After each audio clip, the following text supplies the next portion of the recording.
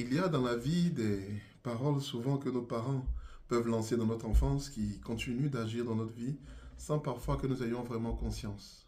C'est le cas d'un couple qui est venu me voir il y a il y a quelques années de cela, et qui, ma foi, dès le mariage, ont commencé à avoir toute forme de problème, perte de boulot, voiture qui tombe en panne, toutes les dettes possibles.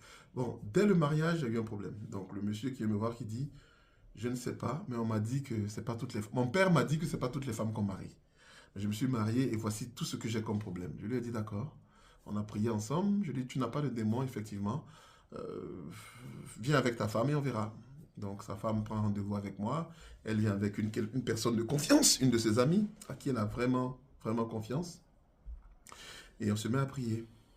Bon, bien sûr, les démons se manifestent, toutes formes de démons, mains percées, tous les noms qu'ils aiment se donner, bon, on les chasse. Et on se trouve maintenant devant l'entité première, c'est-à-dire l'homme fort. Et je demande à l'homme fort, qui es-tu? Il se gêne, je ne peux pas le dire. Bon, comme ça, une révélation interne. Je dis, bon, je sais que tu es son père. Il dit, oui. Bon. Et je dis, mais pourquoi tu es là? Et il commence à déballer. Elle me traite comme ça depuis qu'elle est petite, donc je l'ai maudite. Je lui ai dit qu'elle ne réussirait pas, si, si, si, si. Et voilà, voilà. Donc il a apporté une malédiction pendant que la petite était encore chez lui. L'esprit qui était juste avant lui, c'était un de ses amis.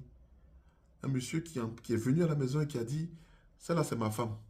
La petite là c'est ma femme, je vais la marier. Et donc il était mari de nuit. Il est resté je sais pas ce qu'il est, je sais pas ce qu'il pratiquait, mais en tout cas, il était dans le corps. On a dû enlever ça, et maintenant le père, on a eu cette malédiction, et maintenant le père aussi devait partir. Et c'est la même chose, c'est une discussion simple. Je lui ai dit, bon, maintenant qu'elle est maudite et qu'elle ne réussit pas, elle n'arrive pas à se marier, qu'est-ce qu'on fait?